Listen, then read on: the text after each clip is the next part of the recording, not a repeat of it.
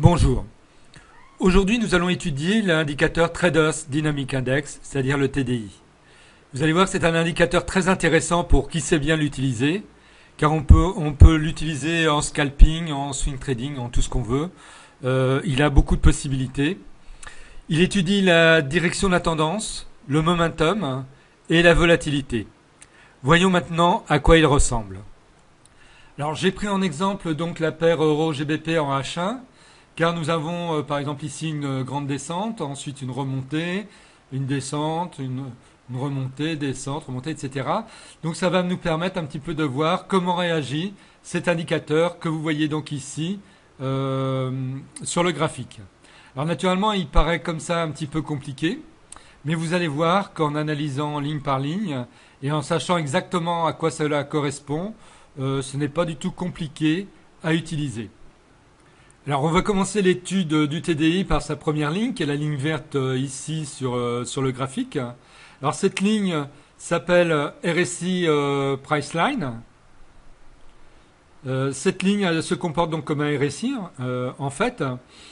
Elle va pouvoir nous indiquer quand on va pouvoir se positionner en achat ou se positionner en vente. Alors on peut se positionner en achat quand la RSI Priceline coupe à la hausse la ligne des 50, donc vous voyez la ligne qui est ici, au milieu, et en vente quand elle coupe donc la ligne des 50, mais à la baisse. Donc en achat à la hausse et à la vente à la baisse. Au niveau des objectifs, on peut commencer à s'intéresser à sortir du trade dès que la ligne RSI Priceline atteint 68 quand on est en achat, ou 32 quand on est en vente. Donc ça, c'est une bonne indication, ce qui permet quand même de savoir à peu près à quel moment il va falloir s'inquiéter pour sortir du trade. La deuxième ligne qui va nous intéresser va être la ligne en rouge ici sur le graphique, donc qui va être la Trade Signal Line. Vous voyez, Trade Signal Line, comme ça s'affiche sur le graphique, qui en fait est la ligne signal de la RSI Priceline, donc en vert ici. Alors les règles sont les suivantes, naturellement. On passe en achat quand la RSI Priceline coupe la Trend Signal Line, donc en hausse, et en vente dans l'autre sens. C'est tout bête. Ça agit comme, comme avec le RSI normal. Donc là-dessus, on peut combiner naturellement les sorties avec les seuils de 68 ou de 32 donc en vente. 68 en achat et 32 en vente.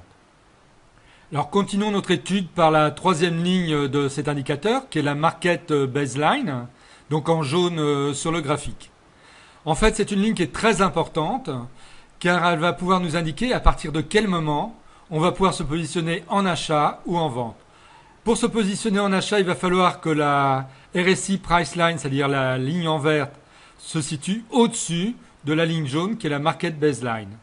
Et donc en vente, si la RSI Priceline se situe en dessous la Market Baseline, donc la ligne verte se situe en dessous de la ligne jaune, tout bêtement. Vous voyez ici, par exemple, la RSI Priceline passe au-dessus, elle se situe au-dessus de la ligne signal. La RSI Priceline se situe au-dessus de la Market Priceline.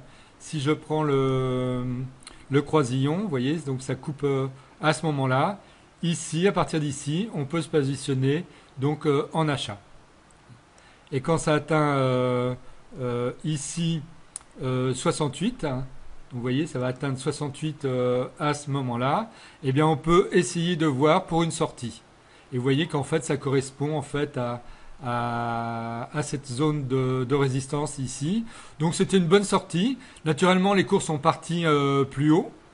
Mais n'oubliez pas, il ne faut pas essayer d'avoir la totalité d'un mouvement, mais une grande partie d'un mouvement. Si vous avez à faire ça tout le temps, vous serez naturellement positif et vous ferez partie des 5% des traders gagnants. Alors voici maintenant la dernière partie de cet indicateur qui va être l'enveloppe de volatilité, donc en bleu ici, sur le graphique. Alors ce qui est intéressant, alors ça s'appelle VB High ou VB Low, donc au niveau du graphique.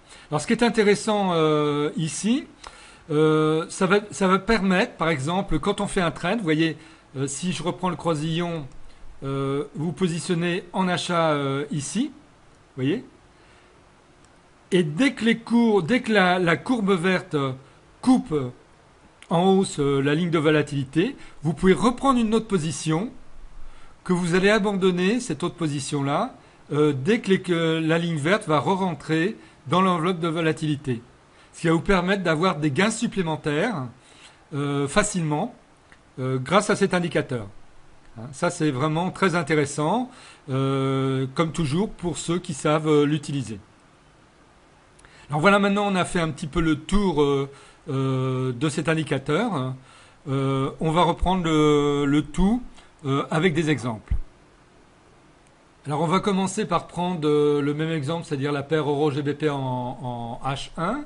Là ici j'ai tracé une ligne verticale. Nous avons donc la ligne verte qui passe en dessous la ligne jaune. Donc ça c'est un départ en vente possible. En plus ça se situe, donc la ligne verte se situe en dessous sa ligne signal. Donc là on peut partir en vente sans problème. On peut considérer s'arrêter, comment on s'appelle, d'arrêter le trade quand la ligne signal passe en dessous de 32. Mais là, on peut voir que la ligne signal va passer en même temps en dessous de l'enveloppe bleue. Dans ces cas-là, il vaut mieux continuer le trade et clôturer le trade plutôt quand la ligne verte revient couper l'enveloppe bleue. Voilà un exemple d'utilisation dans ce sens-là. Dans l'autre sens, ici, nous avons la ligne verte qui passe au-dessus de la ligne jaune. La ligne verte étant au-dessus de la ligne rouge. Donc, c'est un départ en achat. Quand la ligne verte coupe l'enveloppe ici, donc je vais prendre le croisillon pour mieux visualiser où ça se situe. Donc, à la clôture de cette bougie-là, on peut prendre une deuxième position. Et qu'on peut tenir jusqu'au moment où quand on appelle la ligne verte revient à l'intérieur, vous voyez, par ici. Ensuite, on va pouvoir repartir ici en vente. Et là, naturellement, ça va être encore un trade perdant si jamais on le continue jusqu'en bas. Donc là, on va le démarrer. Vous avez donc le signal ici. Donc voilà. Là, les cours sont descendus de 9 et quelques pips. Et alors là, ça repart donc à l'achat et le trade devient perdant. Donc vous voyez, ça ne fonctionne pas tout le temps. Par contre, ce qui est intéressant de noter, je vous conseille de le faire, c'est que dans le temps, ça fonctionne. Ce sont des règles strictes, simples à suivre. Et ça peut peut-être vous apprendre, si vous ne l'êtes pas, à devenir beaucoup plus pointilleux sur les entrées et les sorties de trade et à suivre quelque chose une méthode de prêt avec des règles strictes. Ça vous permettra comme ça peut-être de devenir gagnant dans le temps. Alors on va continuer donc ces exemples par un excellent exemple qui est le gold, donc là en H1. Pourquoi j'ai pris le gold? Parce que le gold, en fait, c'est un support qui est relativement difficile à trader pour bon nombre de traders. Et vous allez voir qu'avec cet indicateur, on peut arriver à trouver d'excellents trades très profitables, à condition de savoir toujours suivre l'indicateur. Donc je vais prendre le croisillon pour vous montrer. Vous voyez par exemple ici, à ce niveau-là, vous avez la ligne verte qui est passée en dessous la ligne jaune. Et la ligne verte est aussi en dessous la ligne rouge. Donc ça, c'était un départ. Donc ça se situe ici, voilà. À ce niveau-là, nous avions le signal. Ici, c'était un départ en vente. À ce niveau-là, nous avons les cours qui sont passés en dessous, comment on s'appelle, la bande bleue. Donc vous pouvez prendre une autre position à la clôture de celle-ci, avec à l'entrée de cette bougie-là. Après, ici, comment s'appelle, ça re-rentre au niveau de l'enveloppe, donc on coupe la deuxième position. Vous voyez? Et même la totalité si on veut. Parce que, d'ailleurs, on pouvait couper même les deux positions. dès que ça atteignait 32 ici. Donc on était en fait à la clôture de cette bougie-là. Vous voyez? Là, ça passe en achat. On peut se positionner en achat. Par contre, quand on s'appelle ici, ça repasse au niveau de la clôture de cette bougie-là. Vous voyez, la ligne verte, c'est passé en dessous la ligne jaune. Donc là, il fallait absolument clôturer la position. Par contre, à la bougie suivante, bah, ça repassait dans l'autre sens. Et là, on pouvait reprendre une position. Vous voyez, on regagnait largement ce qui était perdu ici.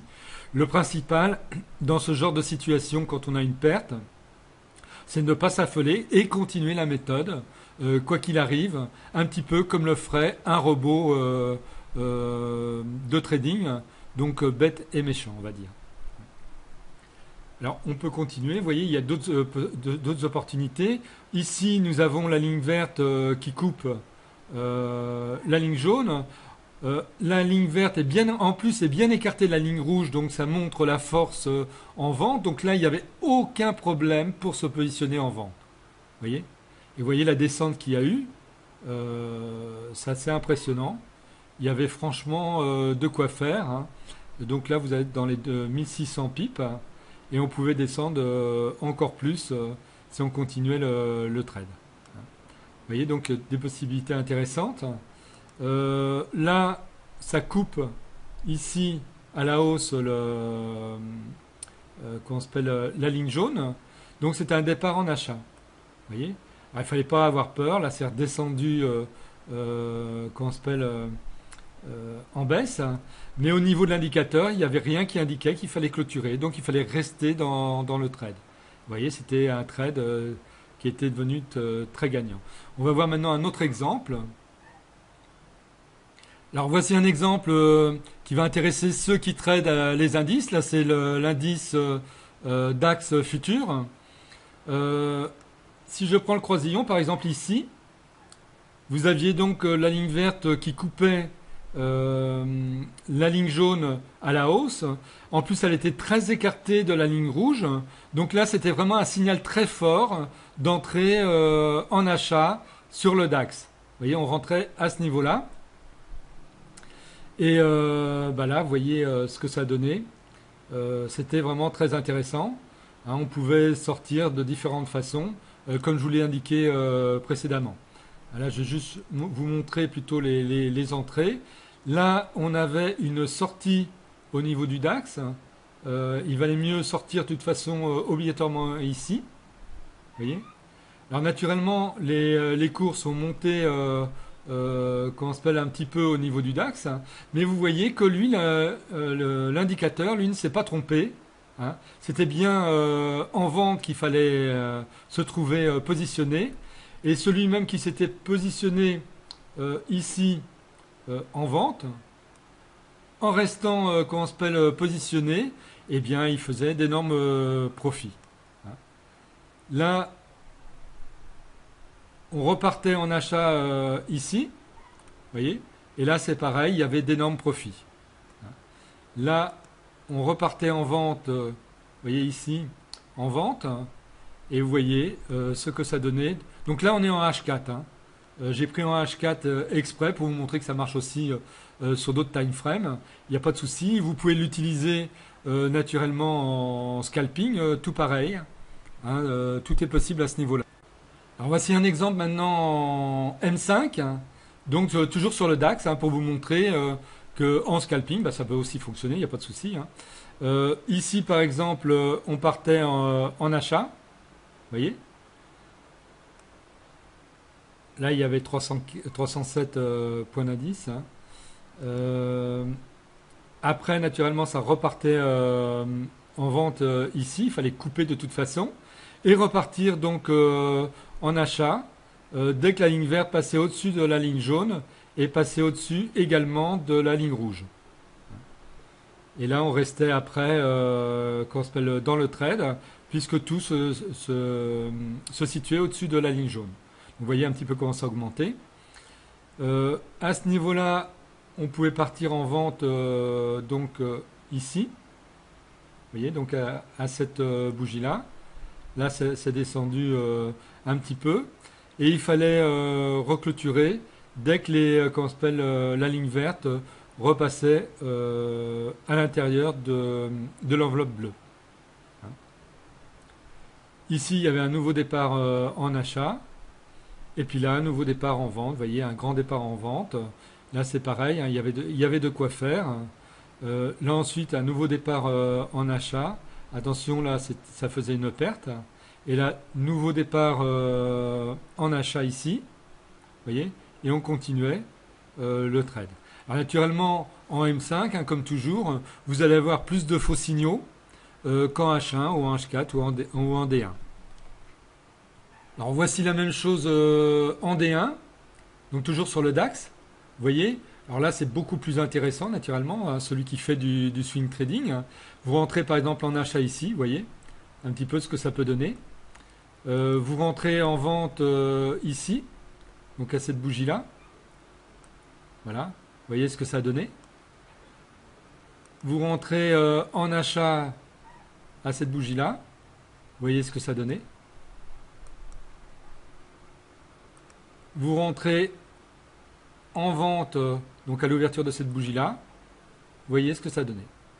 Donc j'espère que ça va vous inciter à trader plutôt sur des grands time frames plutôt que des tout petits time frames, car vous voyez là il y a vraiment beaucoup de profit, il y a beaucoup moins de bruit et donc c'est beaucoup plus facile à trader. Alors naturellement vous pouvez allier ce genre de système avec du price action, donc de l'étude des bougies. Par exemple, ici, on avait un grand hammer. Bah, c'est clair qu'il valait mieux arrêter un trade si on était en vente à la clôture de cette bougie-là. Hein, c'est pour ceux qui connaissent l'analyse des bougies, comme je vous l'ai inculqué dans ma formation Forex.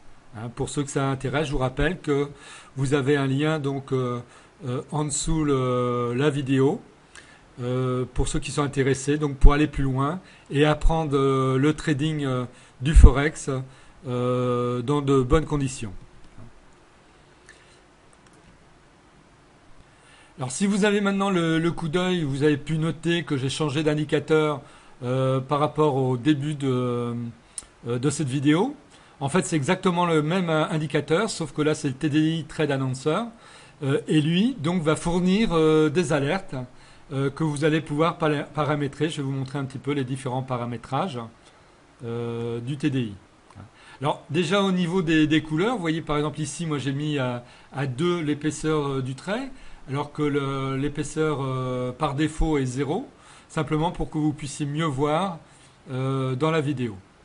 Au niveau des paramètres d'entrée, donc les paramètres par défaut sont excellents, c'est pas la peine d'y toucher.